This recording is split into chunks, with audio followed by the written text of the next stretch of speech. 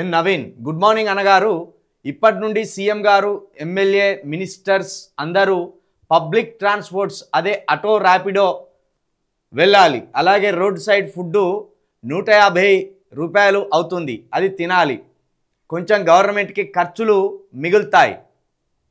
ఇంకా అప్పులు పుడతలేవన్నప్పుడు మరి ఉన్నంతలా సర్దుకోవాలని ముఖ్యమంత్రి గారే స్వయంగా చెప్పినప్పుడు తప్పకుండా ఖర్చులు తగ్గించుకునే క్రమంలో ఇక మరి రేవంత్ రెడ్డి గారు పెట్టిన ఫ్రీ బస్సులోనే రేవంత్ రెడ్డి గారు అదేవిధంగా మంత్రులు వాళ్ళ ఎమ్మెల్యేలు ప్రయాణించవలసి ఉంటుంది. అప్పుడప్పుడు అర్జెంట్ అయితే లోకల్ బస్సులు కొంచెం లేట్గా వస్తాయి కాబట్టి ర్యాపిడోను ఇంకొకటో బుక్ చేసుకొని పోవాలి.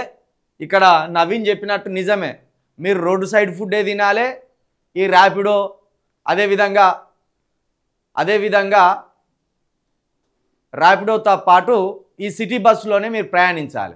మరి అంత అద్భుతమైన స్థితికి తెలంగాణ రాష్ట్రం దిగజారిందని మీరే చెప్తున్నారు కదా.